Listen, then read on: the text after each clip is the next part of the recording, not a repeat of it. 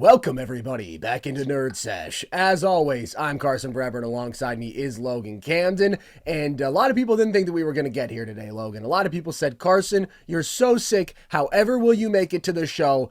That's what I do for you people. I show up, rain or shine. Even if my musical instrument has been tampered with, I'm going to be here at the end of the day, and we're going to talk some basketball. Dude, the city needs you, man. Gotham needs you. Yeah, I'm Batman. So that's what we're working with today. There's going to be very little intonation in my voice, and you'll enjoy the low, gravelly tones that we've established today. Maybe it's better. Maybe you guys will like it more, and I'll change my voice permanently. But you know what I think we all like, Logan, is a little bit of Victor Wembanyama in our life. The guy just doesn't stop making history. He became just the fourth player ever last night to have a game with 33 points, 15 rebounds, 7 assists, 7 blocks, knocking on the door of quadruple-double territory, and it's inevitable that he's going to get there at some point. We've talked so much about his rare standing among rookies and being particularly this defensive prodigy. Do you think that Wemby is already the best defensive player on the planet? I don't think he is just yet. And prepare your ears, audience, as I'm about to run down some numbers for you. Okay.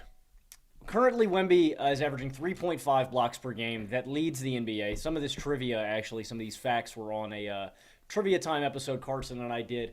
He's one of 4 rookies in NBA history to average 3.5 blocks per game or more. That's him, Manute Bol, Shaquille O'Neal, and the Admiral David Robinson. He's one of 2 rookies in NBA history to lead the NBA in blocks per game. That's just him and Manute Bol. He's one of 3 rookies in NBA history to average 4.8 stocks per game. That's steals and blocks per game. That's him, Manute Bol, and the Admiral David Robinson again. And he's one of 11 players in NBA history to average 4.8 stocks per game, point blank, period. And I think for important context here, the only other 2 guys to do that this century are Ben Wallace and Andrei Kirilenko. I mean, it is really rare. Borderline what I'm getting at here is he's already one of the greatest defensive playmakers in league history. He just makes defense look so effortless. And I mean, you look no further than the game that we saw last from Wemby against the Nets where he notched 7 blocks. I mean, the one that sticks out to me is the back-to-back stuffs he has on Nick Claxton. There's some big moments in that game, but Nick Claxton is a 6'11", great athlete, 230 pounds. He's a great vertical athlete, and it doesn't matter. I mean, It looked like somebody's dad stuffing their son going up with a shot. I mean, it was Wemby babied him. It's ridiculous. Wemby completely wrecks the pick and roll with what he can do out of drop with his insane length. He's going to be the greatest help side rim protector, I think, ever. And, you know, I think he is going to become the greatest defender in the NBA eventually. I think it's coming soon. I think it's inevitable. He's holding players 10% below their average field goal percentage inside 6 feet. That's the 8th best mark in the NBA, behind some of the league's best rim protectors: Rudy Gobert, Kristaps Porzingis, Ivica Zubac, Isaiah Hartenstein, Evan Mobley, Walker Kessler, Chet Holmgren, and Joel Embiid. Those are the only guys that are above him. And the most staggering number from all of this, I know I've thrown a lot of numbers at you guys. It's kind of what we do here. The most staggering number to me is the fact that the Spurs are 11.2 points per 100 possessions better with Wemby on the court than off. That's defensively. Mm-hmm. They have a 113.3 defensive rating with Wemby. That would make them equivalent to the 10th best defense in all of the NBA. And they have a 124.5 defensive rating without Wemby on the floor. That's equivalent to what would be by far the worst defense in the NBA. So I think he will become the best defensive player in the NBA very soon, but I think the current mantle belongs to Anthony Davis. I just can't give it to anybody else. And the big key difference to me between a guy like Wemby and between a guy like Anthony Davis, and I want to be clear about something too, Anthony Davis cannot do some of the things that Victor Wembanyama can. Of course. Nobody can, right? I'm not saying that. Like Wemby, that's what's so awesome about watching a guy like this. It just makes you appreciate basketball so much more. Is like the routine shit that Wemby does is mind-blowing. Like you just sit there in awe. And if it's defensive, I know we're talking specifically about defense, but as a basketball fan, it's just like you're just glued to the TV. Whatever he does offensively, defensively, nobody else can do it. And that's why you're just sitting there like in awe. There was one play from the Nets game. He drives baseline, Carson, and there's great defense being played by Nick Claxton. Again, Nick Claxton is a great interior defender. Wemby drives baseline on him. Again, it's just crazy that a guy this big could handle this well. Drives all the way around the basket, and he just puts up a reverse layup off the top of the glass without looking at the board. And, like, that's not even a crazy Wemby highlight. That's just a normal play that Wemby does, and it's remarkable. The big key difference to me is the strength aspect. And I think Wemby is going to fill out his frame. I think he's going to get stronger. It's going to come with time, and he's not going to be able to be moved around as much. But the game against Sengun still kind of haunts me a little bit in the sense that Sengun was able to bait him a little bit with great footwork, with fakes, and open up shots. And more importantly, Sengun was just able to back his ass into Wemby and move him around. And you're just not going to be able to do that with a guy like Anthony Davis. And again, in most matchups, guys aren't crafty or strong enough to move Wemby like that. But against the bigger guys in the league, that is still a flag that you have to have with Wemby. And Anthony Davis just isn't like that. Like, look at what Anthony Davis did against a guy like Chet Holmgren.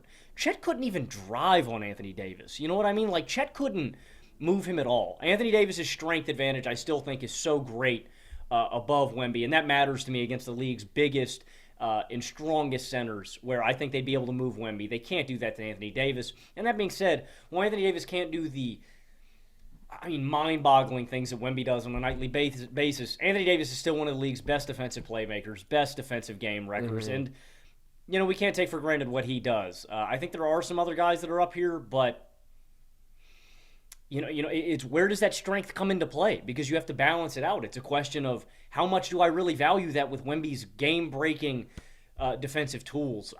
I might put Wemby at 2, man. You know what I mean? Like, I love Bam. I love Rudy Gobert. They're great defenders, but I think Wemby's probably second and only second to Anthony Davis, and I don't know how much longer that's going to be true for.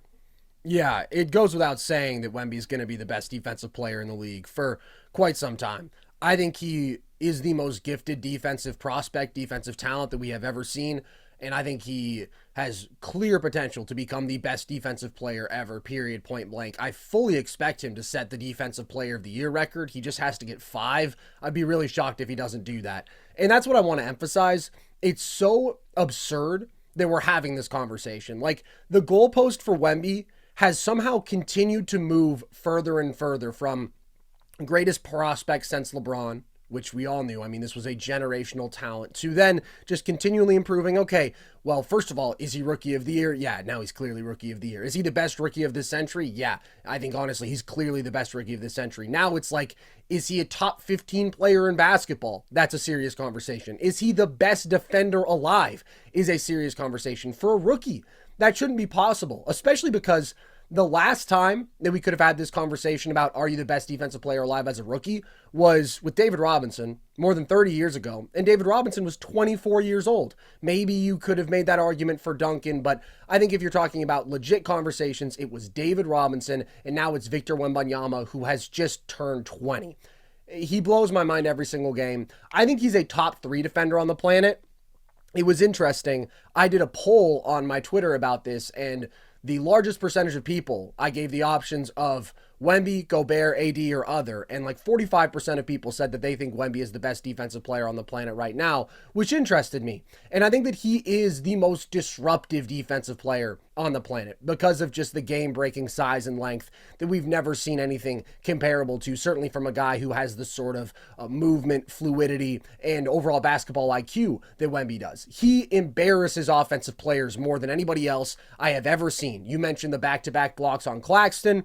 Within the first handful of possessions of this game, he routinely blocked Mikal Bridges on a jumper off a switch like it was nothing. Then the very next possession, Nick Claxton catches the ball under the bucket, one power dribble, backs Wemby down, and it doesn't matter. I mean, he pivots 4 times and he airballs, because that's the thing. You can talk about Wemby's strength and the fact that at this stage in his career, he is a slighter player. It doesn't really matter where you move him to in most matchups, though, because you still have to score over a guy who is 7'4" with an 8-foot wingspan. That's what I think about from his recent matchup against Jokić. You mentioned the Sengun game. I mean, those are big physical post-up players who, yeah, maybe can have more success against him in those matchups. But Jokić, even being the best post player alive, barely did damage against Wemby from the post when they matched up recently. He posted Wemby up really twice all game, and one time he got blocked because of Wemby's overwhelming length. Another time he did get a bucket on him, created a little bit of separation with the forearm, and got his shot up quickly enough, and his touch is so great. But mostly what he was doing was spacing the floor and attacking from the perimeter, getting these running starts and then sprinting into floater range and getting touch shots up before Wemby could affect him, which is something that only Nikola Jokić can do with the sort of efficacy that he had in that matchup. So I don't want to overstate the significance of the fact that Wemby isn't the strongest guy, because in most matchups, it just doesn't matter. Like, he is still a really hard guy to score on in the post. And his sheer presence is just so absurdly disruptive because of those unmatched physical tools. You see it every single game, the impact as a deterrent where guys just will not try him in the paint. There was another possession out of those first 5 defensively last game where Mikal Bridges maybe has an angle on a drive and doesn't even look at the basket, just brings it back out to the perimeter. Like, guys do not even try him. And his defensive range, his ability to play 2 guys at once, is already number 1 in the league. Like, when you are talking about, okay, he is able, out of drop, to both completely affect the pick and roll ball handler, to take away those sort of floater range looks, and then also recover quickly to the roller, affect those pocket passes, affect those lob passes. He can just do it all in those actions in a way that nobody else can. And that's why, thinking back again to that Jokić matchup, I mean, Jokić is standing 30 feet out, right? He is aggressively and intentionally spacing the floor in a way that he doesn't do in other matchups because Wemby can just cover more ground than anybody else. He is the best defensive playmaker on the planet. He's the best pure shot blocker already, and he is up there for the best at disturbing, again, those pocket passes, making plays with his hands in terms of generating steals as a center. He is legitimately an elite defensive rebounder already, even if he isn't as physical as these other guys, and even if sometimes his positioning isn't the best because he's just so damn huge. I mean, he's just so massive. He's averaging close to 13 rebounds per 36 minutes, which is an elite number. The reason, though, that I still don't have him as the best defender in the league, even though I just laid out all these areas in which he makes a strong case or just flat out is the best in the league. When you're talking about defensive playmaking, when you're talking about the potential for disruption, when you're talking about the defensive tools, he's number 1 in all those categories. But there is a level of maturity that I think both Rudy Gobert and Anthony Davis have that is both physical. When you're talking about the strength, again, Wemby can negate that advantage in most matchups, but not in every single matchup. And it's not just about like one-on-one post defense. It's about also box outs. It's about dealing with screens, just the overall physicality of the game. I don't think that he's as mature as those guys. But more importantly, I think it's actually an intellectual maturity and an understanding of how to play flawless positional defense. Wemby is super smart for a rookie, but these other guys, Gobert and AD, have really just mastered that side of the ball intellectually. And you do see, I'll go back to that Jokić matchup just because it was such a fascinating contrast. Offensive GOAT against like the best defensive talent we've ever seen. Jokić was able to exploit Wemby's inexperience and Wemby's defensive decision-making. So even though his physical tools forced Jokić to adjust his game plan in a way that nobody else could, even Gobert and Anthony Davis could not make Jokić that hesitant to attack out of the post, have him adjust his style to being, okay, I'm going to initiate off-ball from the perimeter much more in this game. There were situations where Wemby's overhelping, or he's recklessly doubling Jamal Murray, or you're like, why is he trying to trap Aaron Gordon at the half-court mark here? And he's trying to deny Jokić at half-court, and so he's able to get him behind the play, and then he just kind of stops once he's trailing. Like, there are just these instances where it's like, okay, he has not perfectly refined the fundamentals of defense in the same way that those other guys have, and I do think that that, combined with the physical maturity, does matter. Sometimes I talk about Wemby overhelping, but you can see him a little bit flat-footed in the paint. So he is one of a kind. He's going to be the best defensive player in the league for a long time. If you wanted to make an argument that you value his tools, the disruptive ceiling over some of what we're talking about with the physical maturity and the fundamental soundness that you get from Gobert and AD, I would hear that case. I would, because it is absurd how he forces every single opponent to completely adjust no matter what. But those are guys to me who guard really well in space, who are elite pure rim protectors, and who are just always going to be in the right spot as well, who are slightly better rebounders because of their physical advantages there. But Wemby will probably be the best defensive player on the planet by next season, probably inarguably, And his DPOY case is very legit already. I understand that the team success won't speak to that, but you mentioned the defensive on-off. You consider the personnel. Like, he's defensive runner-up to me, only to Rudy Gobert. I may think AD is a better defensive player in those playoff settings, very slightly, but I don't think he's had a better defensive regular season, and that's just unfathomable from a rookie. That's what I wanted to emphasize. You said he likely will do this next season. I think he will, and the key aspect of that to me is you do talk about his intellectual or his IQ shortcomings, and it's just natural for a rookie, but I mean, Wemby's also progressed faster in basketball IQ than many rookies that I've seen. That's the really remarkable thing that I want to emphasize about this, is that he is so talented skill-wise, physically with his, super unique athletic traits, but also like Wemby has gotten so much better in terms of IQ, like the passes and reading the floor and defensively and knowing where to be. And that's the beauty, is that the second, because I know a lot of people have questioned, how can Wemby be this good? Because we attribute team success to individual players and this and that. How is Wemby that good if the Spurs aren't winning games? Hear me out.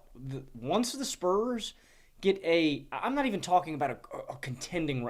Once the Spurs put a competent roster around Wemby, this is a playoff contender every year. And that may be stating the obvious, but it's like, Carson, you talk about how, I'm thinking about the playoff settings. You're talking about how Jokić had to adjust his game. Every center in the league is going to have to change their play style against Wemby when it comes playoff time. And while they may be able to have these advantages on the glass where they can move Wemby around a little bit, or exert their strength advantage over Wemby, they're going to have to change their style of play. Like, think about Wemby in a hypothetical matchup against Anthony Davis. Like, sure, AD may be able to move him around a little bit and exert his strength, but it's like AD's not getting a jump shot off that game. AD's not getting a post shot off in that game. It's once the Spurs, Wemby's one of these guys, man, that I just think once he reaches it and once the Spurs have a requisite level of basketball talent, there's nothing you're going to be able to do. The Spurs are going to be here every year. It's just, it is remarkable to me, though, man. I feel like, I don't know how long Pop is going to do this for, but I do feel like the Spurs are intentionally putting, not like bums around Wemby, man, but I feel like there was not a whole lot of effort in bringing in winning players. I feel like the Spurs have a few guys, one of them being Cedi Osman, bruh.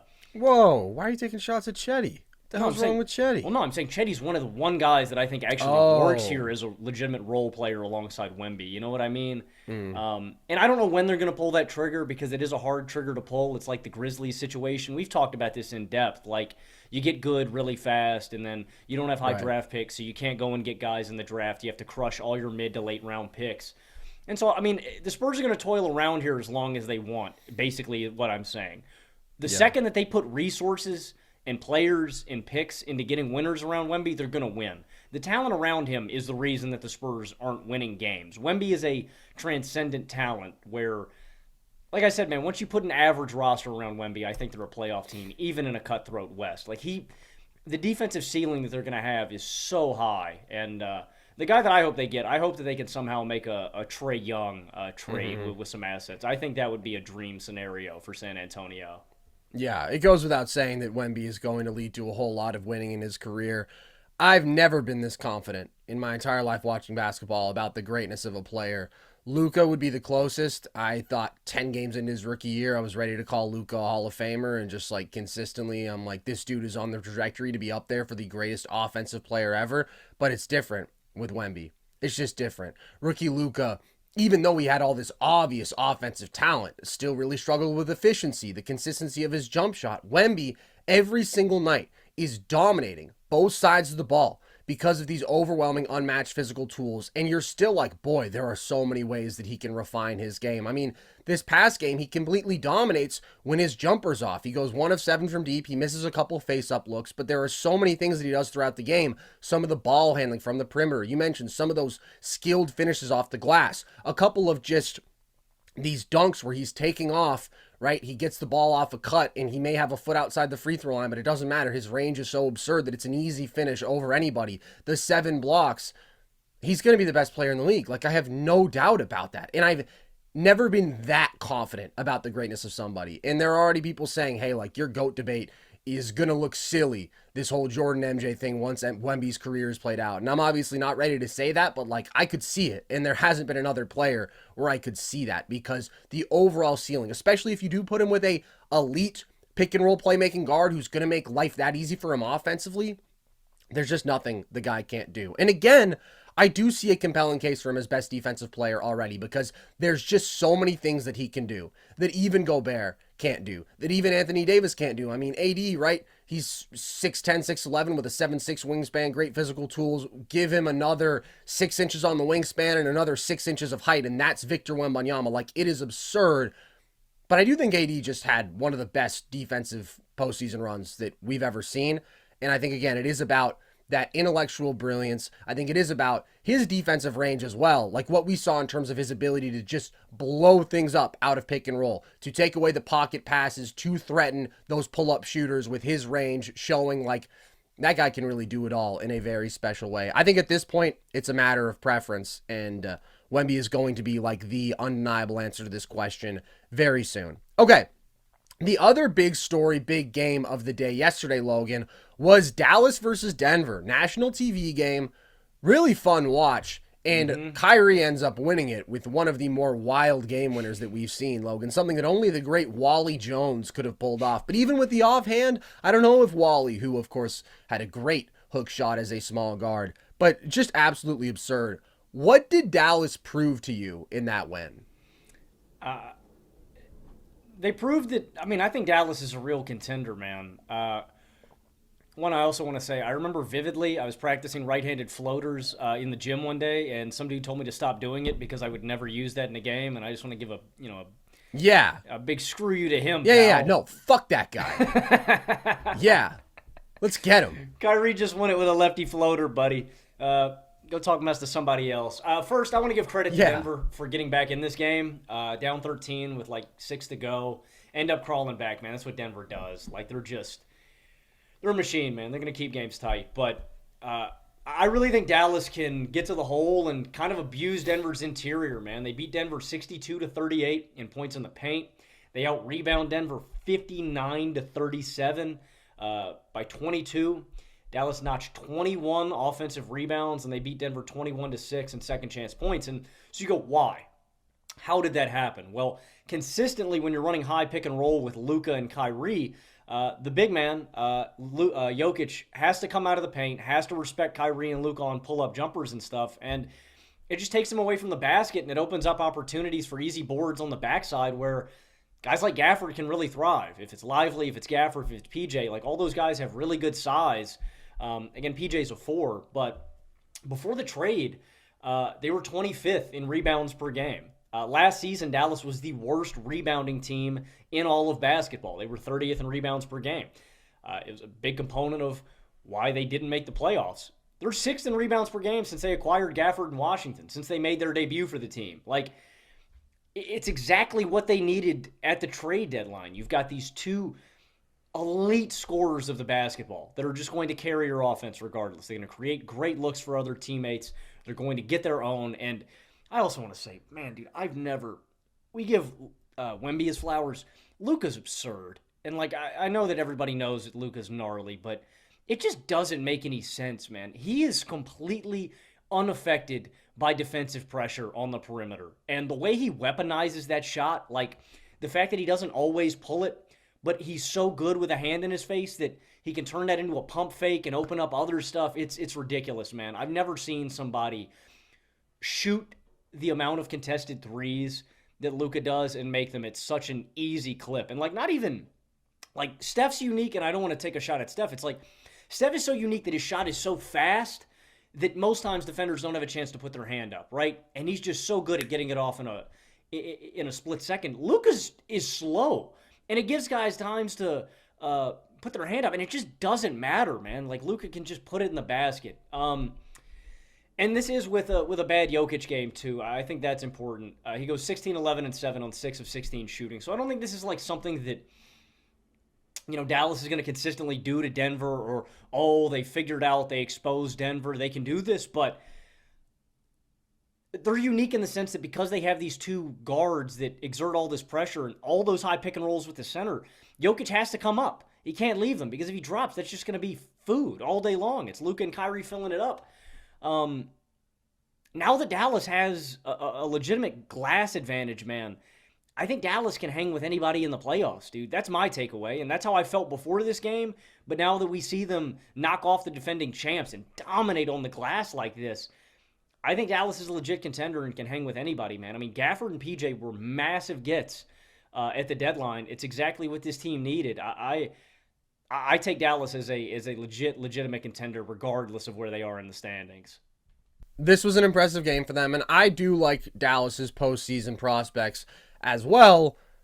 I do want to be clear, they don't have an advantage on the glass against Denver. They did in this game, but this was a weird Nuggets game, and it was particularly a very strange Jokić game. They also got a lot of long rebounds off of missed threes, and Jokić just wasn't playing with enough effort on the glass, like flat out, and there were a few balls that just bounced off their hands. Now, I gotta give props to Dallas's perimeter athletes, especially for crashing the glass hard, for coming in and quickly getting downhill and grabbing some boards, because yeah, their bigs, Gafford and Lively and PJ all did a good job, but it was also like Kyrie and Luka, all these guys are getting multiple offensive rebounds, and that 22-6 differential on the offensive glass, that's absurd, and it was ultimately the difference in this game.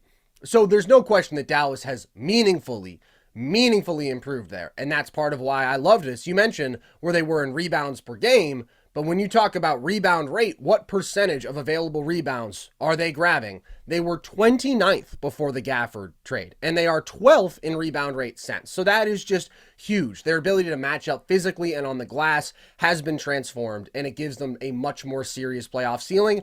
I still think that Denver is better equipped there, though. I still think that Denver is the bigger team in the front court, the better rebounding team. But what this game showed us is that Dallas has outings where they can dominate in that category. And that was something that previously I wouldn't have said was possible. And again, they match up there now. I also thought they did a good job on Jokić. They were very pesky.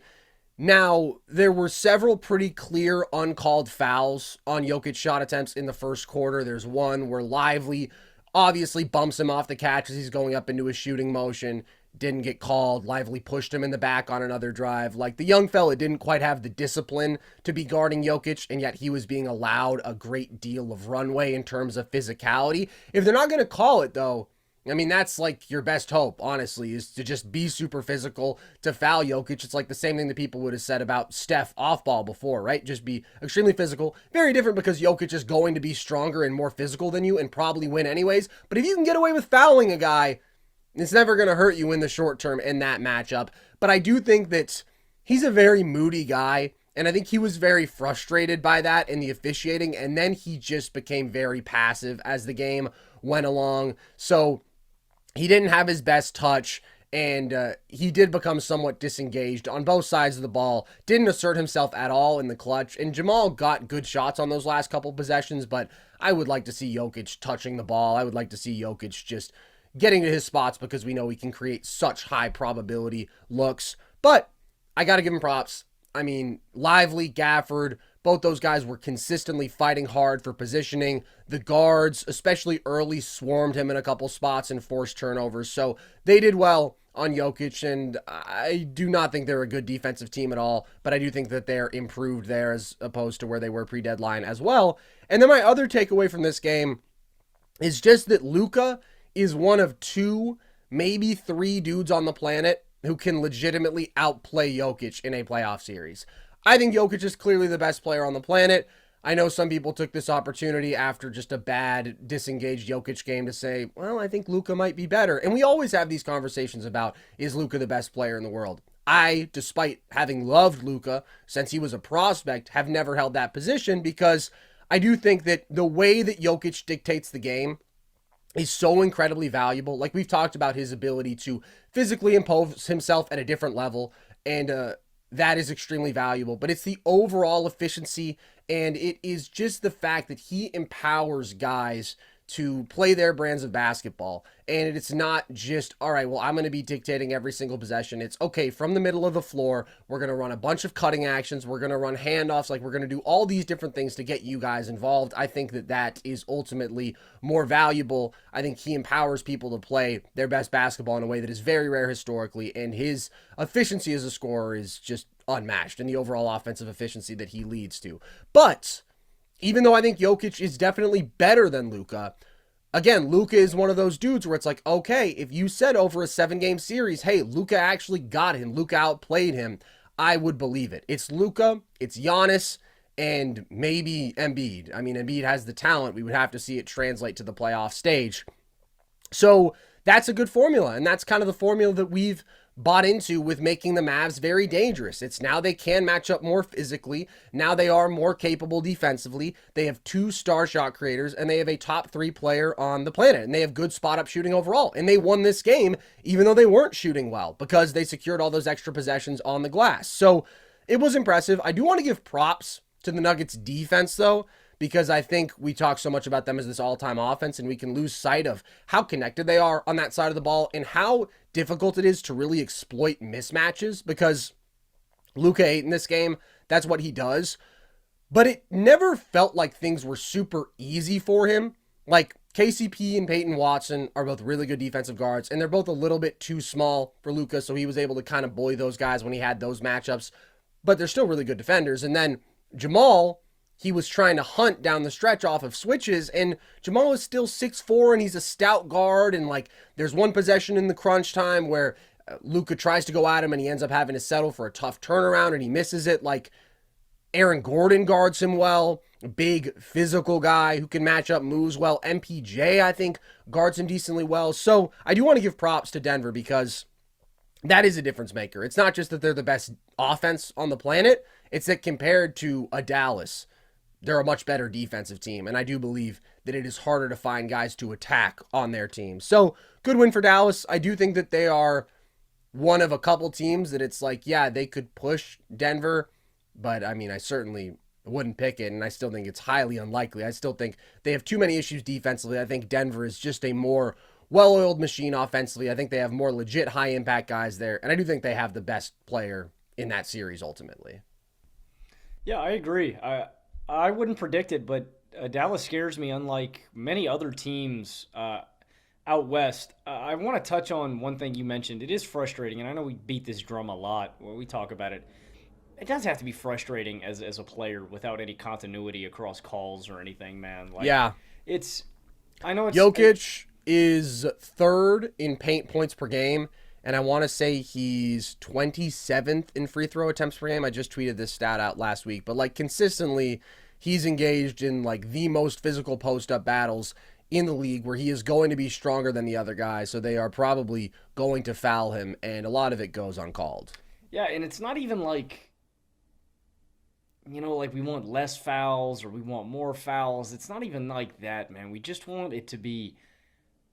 We want continuity. We want, if it's called this game, it should be called this game, and there's a real lack of it. It makes it hard to watch as a fan too, especially like, and I don't want to be that guy either, man, but like, travel's not getting called, double dribbles. It's just like there's a lot more leniency with certain stuff, and the fact that different star players get a different whistle, man. It's like Jokić is, and I don't know if it's like the top guy in your league that they choose to officiate differently. It reminds me of LeBron back when he was at his apex, and it's like, or even a couple years ago, it's like LeBron could go to the rack and get hacked, man, and nothing. And it's like, oh, it's because it's LeBron. Like, he's I don't think it's about being the best player in the league. Yeah, I think it's about being just bigger and stronger than everybody. And I think they should cut some leniency for guys who are like, if it's like a really small guard, obviously they're going to give him some slack because there's such a size difference. But it's like if he hacks him, a foul's a foul. Exactly. If he hacks him, he hacks him, and it's just got to be frustrating for a guy like Jokić. This is routine now, man. It's like every game, and I know it's hard to bottle up your emotions and just get back on defense, and you can get frustrated with the refs. But I know it's got to be frustrating as a player to have to deal with this night in, night out, man. We just want continuity and. By the book, man, it's frustrating as a fan sometimes. That is the one thing that's always been interesting to me about Giannis's whistle.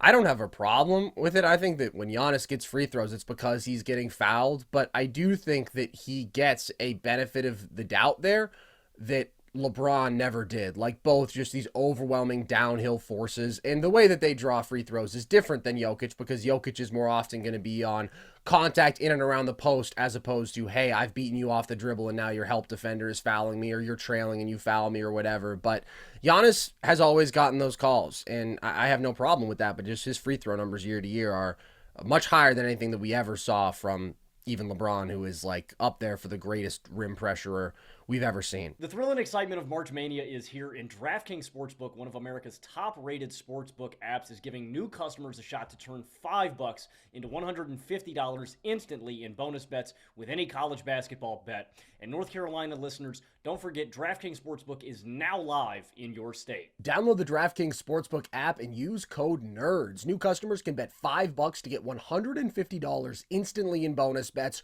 only at DraftKings Sportsbook with code NERDS. The crown is yours. Let's talk now about a team out west that isn't in those same conversations when we're talking about contending this season, but who have been playing some really good basketball as of late. They've won 5 straight, and that is the Houston Rockets, who still have a chance to make the play-in game. They're 3.5 games behind the Warriors and the Lakers, but they're not out of that picture entirely with this win streak that they've been on. But for them, it is obviously more of a long-term proposition because this is such a young team. How optimistic are you about their core and their future, Logan? I'm very optimistic about Houston's core and their future, and for one primary reason, and that's their defensive identity. I just see such a high ceiling that I think this team could attain in the future. And I don't know if it's possible with Sengun at the 5 spot. They're 8th in defensive rating, but I wonder if a game-changing rim protector would make a meaningful difference. So what I mean by that is I just think they're a team that is going to be able to turn defense into offense really quick. And you see it in transition a lot during their games where there's just so many athletes on the floor getting down the floor at such a fast rate. If it's Jalen Green, if it's Jabari Smith Jr., if it's Cam Whitmore, if it's Amen Thompson, like the Rockets are just spoiled with insane athletes that if you can get these guys on the floor together and they get defensive stops, they're just unstoppable on the break. They just get down there before you can set up. It's really fun to watch. And the one question mark for them is going to be their half-court offense come playoff time. You know, once they break through and finally are, a consistent playoff team. Because I think that's the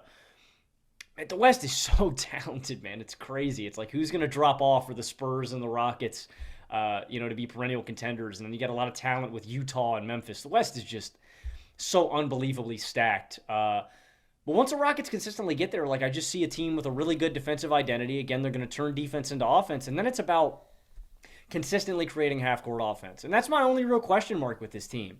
I think they're going to be great defensively. I think they're going to be a great rebounding team because of their athletic and physical advantages and their identity.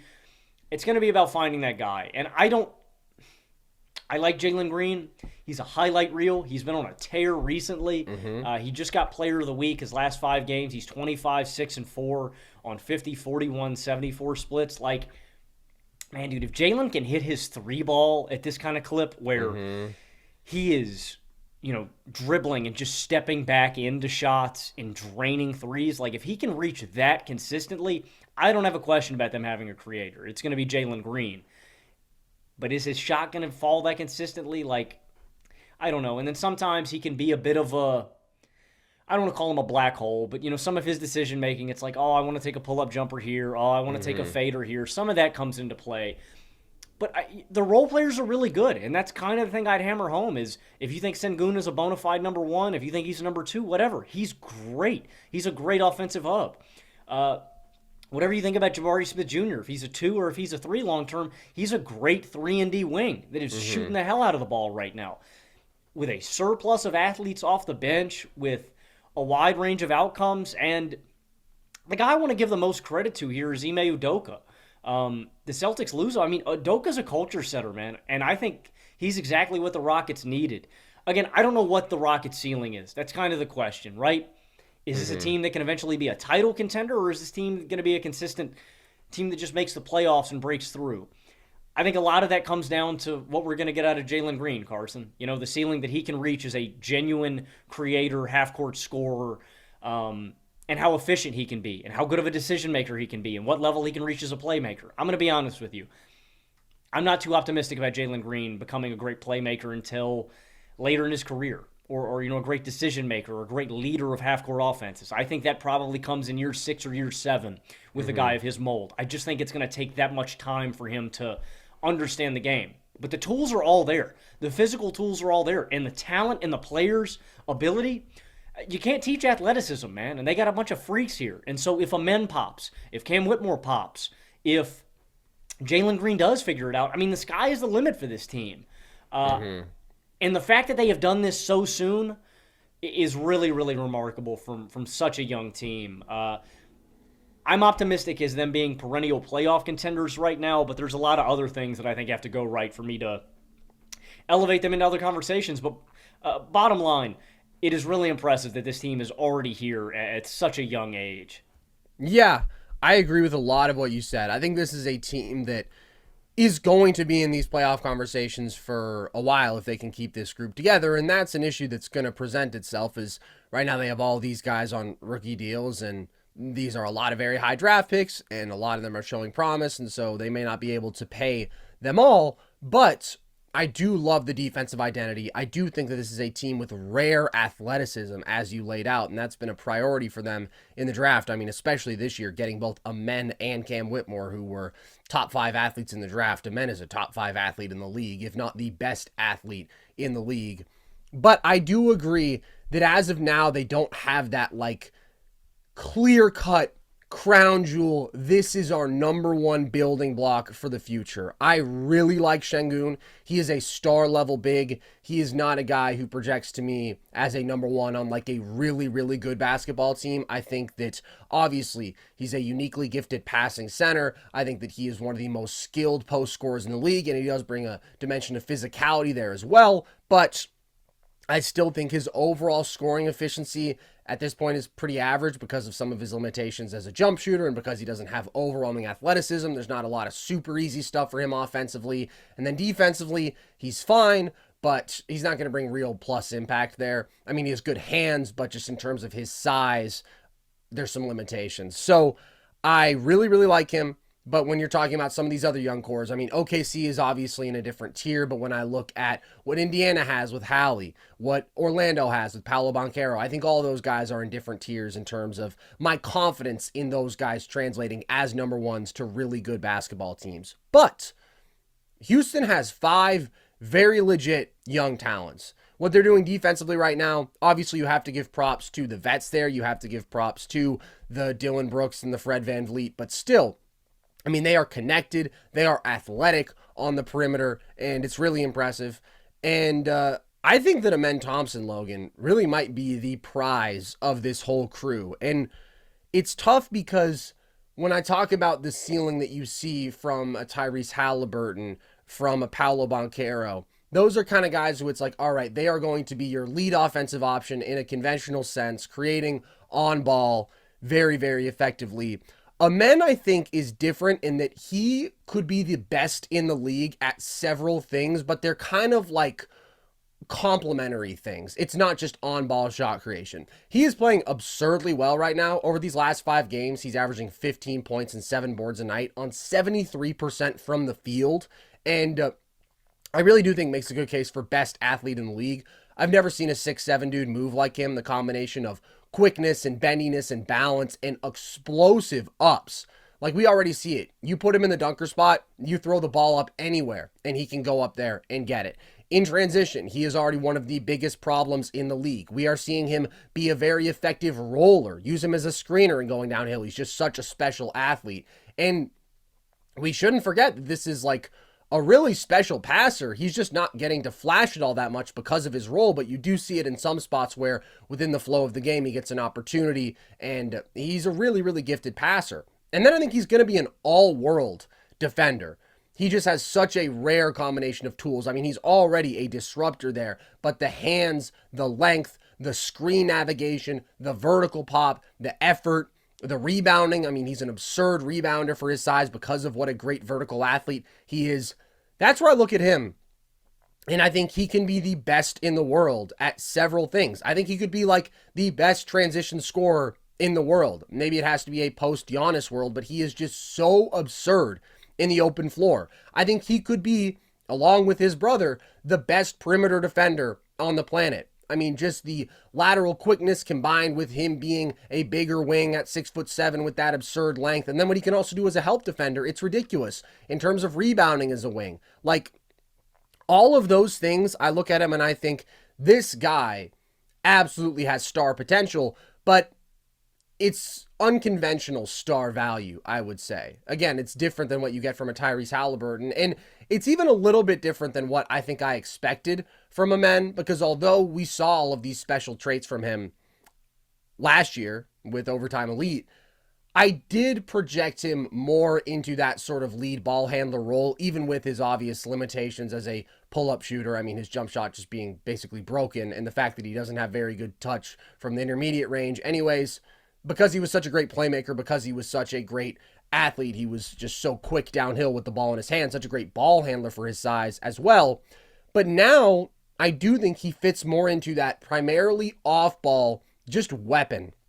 Like, because of his explosiveness as a cutter, because of what he can do in transition. And then a guy who can create in spots on ball with that sort of unique downhill pressure and playmaking.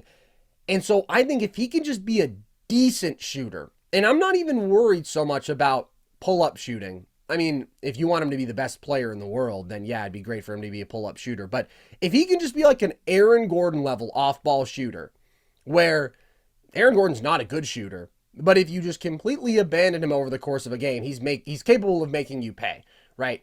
Maybe in some matchups you say, okay, we'll just live with Aaron Gordon shooting a bunch of wide open corner threes, but he's okay. He's capable. If Amen Thompson can get to that level, then I think he is going to do so many things at an absurd 99th percentile level, defensively, rebounding, transition with the really impressive playmaking that, like, he's just going to be unreal. But that's still not a great mold for a guy to be the best player on your team. So I do think they need somebody to step up in that mold.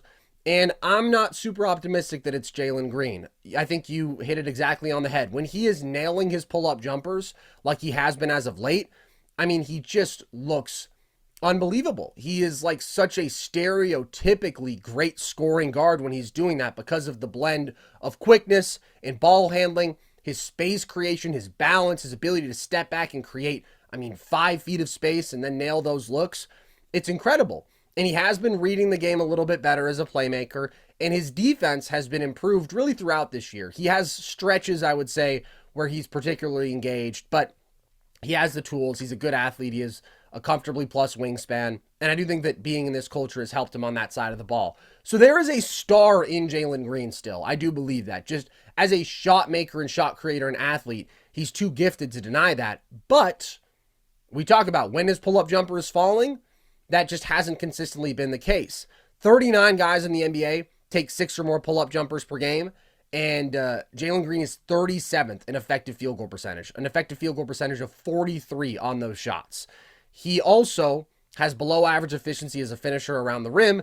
He is really lacking in that intermediate game from floater range. He shoots 30%. From mid-range, he shoots 38%. And I do think he's a good shooter. I think that's pretty clear. The problem is his shot selection is generally very poor. And that has been the case throughout all 3 years of his career so far. And even though he has these moments with live dribble playmaking where you're like, hey, that's impressive, I think more often than not, you're like, damn, Jalen, you shouldn't have taken that shot there. And he's definitely not bringing enough value in the playmaking and defense categories to make up for that inefficiency as a volume scorer right now. So it's tough. It's like he could mature. He could figure those things out on the periphery of his game. He could improve his shot selection and become a bona fide star. That talent is in there.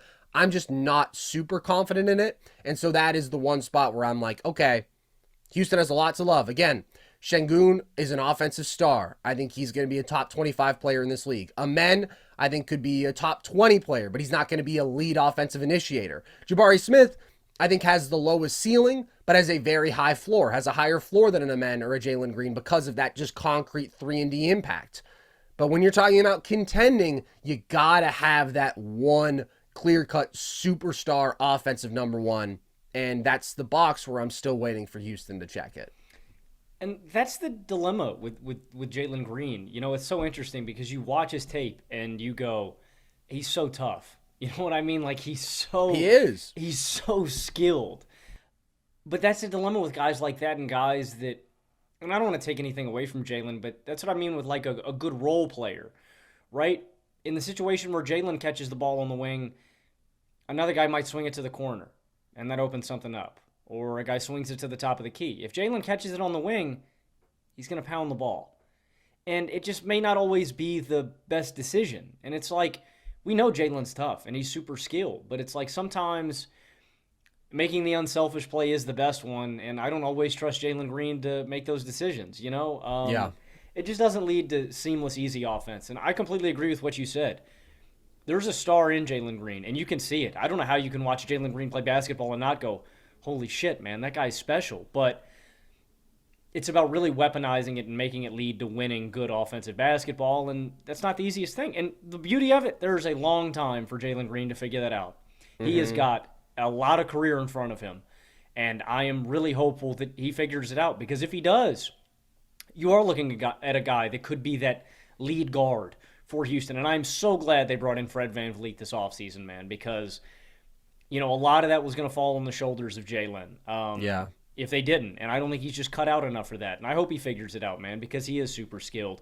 I was going to ask you, ironically, you do that so many times, Carson, on the pod, where I'm going to ask you a question, and right at the end of your spiel, you put a bow on it, and you answer it Because I talk me. for 12 minutes at a time. Oh, you're also him, so... Oh, thanks, bro. I was going to ask if you thought Amen Thompson had like a top 10 ceiling or something like that, but you kind of made it concrete that you think top 20 is attainable. So let me ask you two variations of the question.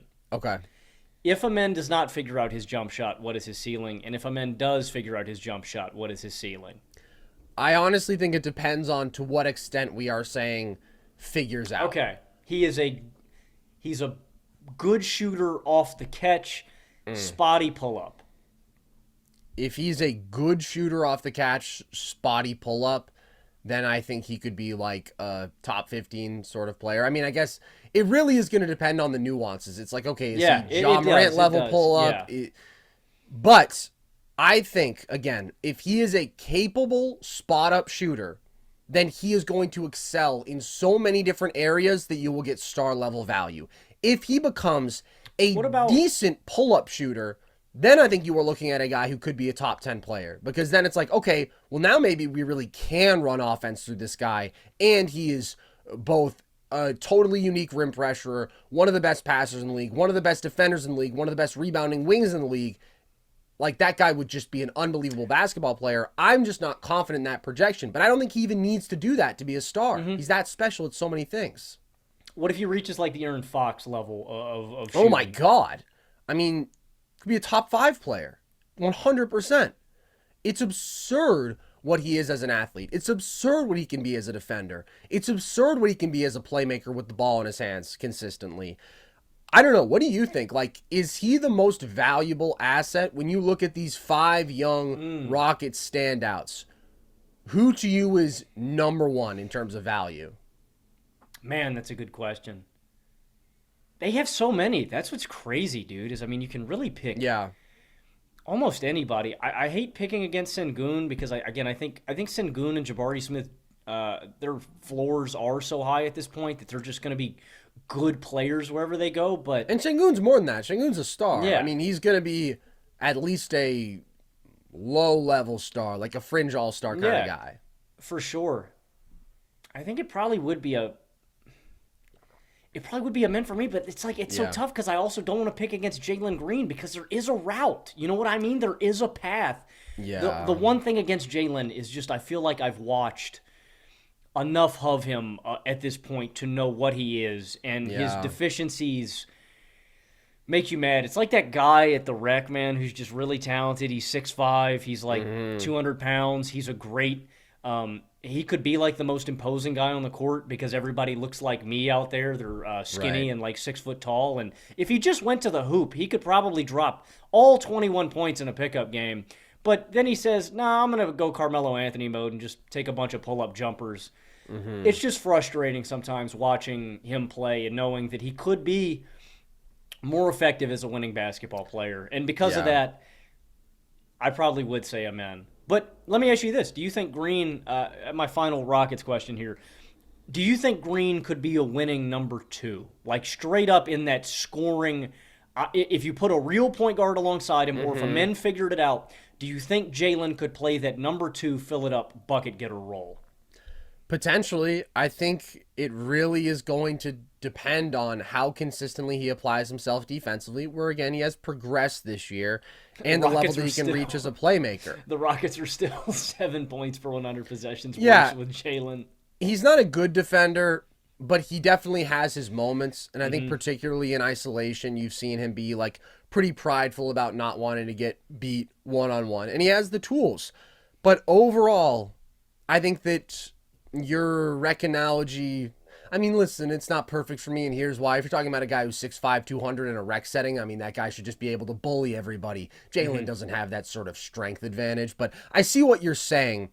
I would analogize it more to what we see from like a Cam Thomas, where we become enamored with these guys who are super skilled shot creators. They have the balance, they have the shiftiness, they have the depth of the bag, but if you don't consistently create easy shots for yourself, and if you aren't playmaking and defending at a high enough level, you can get your 23 a night inefficiently. You're not a guy that teams are going to want to bank on. And Jalen Green clearly, to me, can be better than Cam Thomas. He could be in a different league.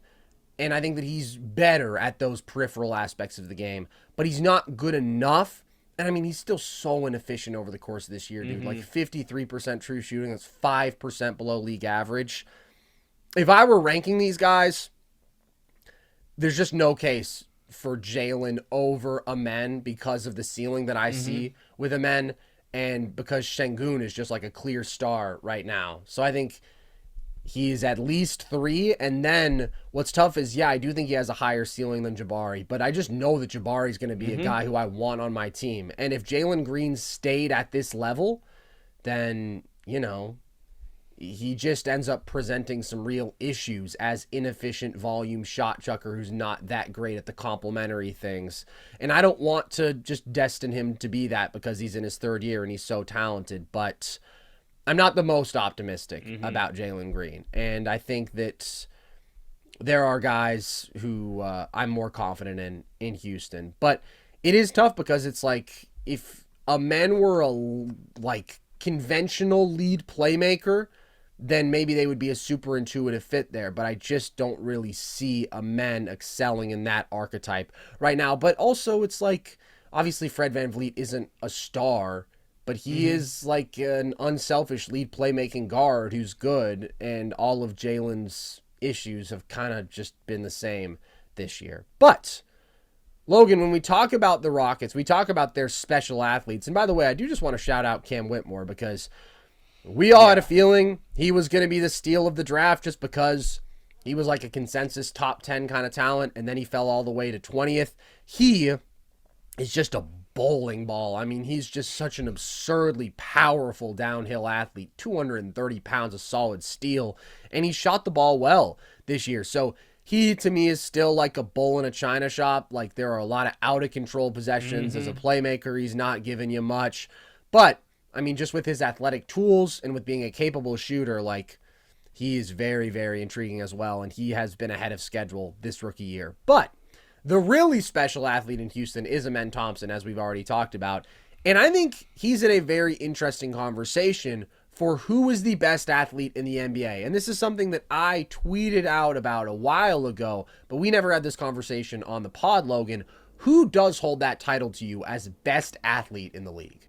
There are 3 guys that I look at outside of Amen that I think are up here. The first guy that came to mind was Giannis.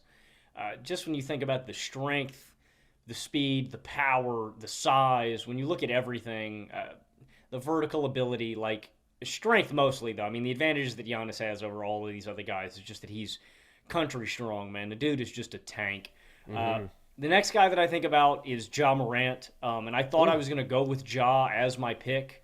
Ja just has a rare combination of explosiveness off the dribble and then the vertical pop. Like, there are very few guys that can jump with Ja. He is in a tier of his own. But the guy that I would take is Anthony Edwards. I think Anthony Edwards is the best athlete in the league. When you're looking at the combination of explosiveness, of speed, and of vertical leaping ability with strength, I'm not taking anyone over Ant. That's why I said that, I think I'd take Ant over SGA long term, and I'd take Ant over a lot of these other guys that are better than Ant right now, that are more efficient, that are better, maybe more skilled guys. I think Anthony Edwards is going to be just this rare kind of rim pressure. And the play that I point to is the block that he had on, was it Neesmith? I think it was Neesmith that was driving. All the aspects of that play, not even the jumping. The fact that Neesmith is at the middle of the right elbow, like in between the right elbow and the low block, and he's driving, and McDaniels slows him down enough. As Neesmith is in the middle of the low block and the right elbow, Anthony Edwards is crossing half court. And Jaden McDaniels slows him down enough, and credit to him for making this play possible. Anthony Edwards takes 3 steps and is already back at the rim to block that shot and slams his head into the backboard. I think it's got to be Ant. Like I said, man, the speed, the vertical ability, the strength, all of it all together to me screams Ant. But I think Amen's in these conversations. I think Aaron Gordon would probably be in this conversation to me with his tools. Zach LaVine, like these special vertical athletes. You're missing someone, man. You're really missing someone. Who am I missing right now? I think Zion Williamson. Oh, for sure. Zion. I don't know where I'd put Zion. Anthony Edwards is number 1 to me. Zion's top 5 probably. Ant's number 1. I think that Ant makes a case because it is what you're talking about, like just grading out so high in all of these categories. First step, power as an athlete, vertical ability, his ability to control his body in the air. I mean, Ant is an all-around freak. I think Zion's still probably number 1 for me, man. I mean, there's just a different level of freakishness. Like, there's a reason that this guy scores at the rim at a rate that we have never seen from a non-center, something that even Giannis doesn't fully match. Like, it is just unfathomable. And now that he is in, like, legit Zion shape again, it's just absurd. And Giannis, I think a lot of people will bring up in these conversations, and deservedly so, but I really value explosiveness when I'm thinking about best athlete. And so that means that I'm not necessarily giving you points for being exceptionally agile, for being 6'11". I'm just saying who is the best athlete combining first step, strength, bounce. And Zion's just a freak, man. I mean, he's 285 pounds and still has one of the quickest first steps in the league and overpowers everybody and still has, like, maybe the best combination of bounce, and his body control for being 280 pounds is just unfathomable. I just don't see anybody else who it's like in the half court, their athletic advantages purely are so overwhelming that they get whatever they want, like Zion. And I think that he has been in that mode again as of late. Then I think number 2 is probably Amen for me. And Ant's obvious advantage is his strength, but Amen is an even more ridiculous vertical athlete. I mean, just the springiness from him. I think his body control is even a little bit crazier. And his first step is absurd. I've never seen a 6'7" dude with a first step like the Thompson brothers, but Amen's is a little bit quicker than Asar. Asar is in this conversation too, but I just think Amen is a little bit quicker, and that's the difference to me between the two. So he doesn't have that strength element, but I do think, like, he's a better all-around athlete than Ja to me. Ja is incredible, but Amen, man, he's just a freak. And he is an absolute, I would say one-of-a-kind freak, but he does have a twin who's pretty close to him in a lot of those ways. But healthy Zion is tough to deny here, man, because he is checking every box with just flying colors. I think I may have just left Zion off because how often he's injured, or because of how long Zion was kind of Pillsbury Doughboy. Yeah, but well, that's fair. Man, I can't believe you're putting Amen. The one that blows my mind is Amen over Ant. Dude, a man is absurd, bro. I mean, just the quick twitch movements. There's nobody like him in the NBA today. There actually isn't. He is number one. Dude, I like how you keep saying that Nassar exists. I know, but Asar, It's such an... but Asar is not quite as quick as a man. I know Yes. what you mean. I know what you mean. He's close. He's close. But This is an interesting conversation, man. I wonder maybe if this warrants an off-season top 10 ranking of some sort. yeah, maybe. But we're not in the offseason, pal. We're in the now. Yeah. So you're going with Ant. Not a bad choice. Ant is in my top 3. Other dudes I would shout out. Jonathan Kuminga, honestly, is the only one who we haven't talked about who comes to mind. Yeah, I can't believe I didn't write down Kuminga. Yeah. Yeah, he's a freak, dude. Absolute freak. Just another guy who it's like, again, elite first step, elite strength. Obviously not on a Zion or Giannis level, and then elite vertical pop around the rim. Bunch of freaks, man. Bunch of freaks. All right. That's going to do it for us here today, guys. I can't believe how much better my voice was by the end of the episode, Logan. I really thought I was going to be Batman for the whole show. I feel like I sound pretty normal now. It's the power of tea. Shout out to tea. I was drinking some tea, and I had my 2 waters with me here. So hydration is key, folks, when you're sick. On that note, hope you guys enjoyed this one. If you did, as always, there's plenty more Nerd Sesh content. You can follow us across social, TikTok and Instagram at Nerd Sesh, Twitter at Nerd_Sesh. You can listen to the podcast across audio platforms, and you can watch our full shows with video on the Nerd Sesh YouTube page. You can also find our video breakdowns, the video essays that we do on the NBA there. I just did one on the Jokić-Wemby matchup that we talked about a couple times today, so you can go and check out that. We got another one coming soon. And if you want to support the show, you want to wear some of our merch, you can find that at thevolume.com. The link to that is at the link tree that is in our social media bios. And you can join our Discord if you want for a chance to speak to the one and only Matthew Spawnhour. Chance of a lifetime. That link is also at our link tree. So with that, as always, appreciate you guys. I've been Carson Brabber. I have been Logan Camden. And this was Nerd Sesh.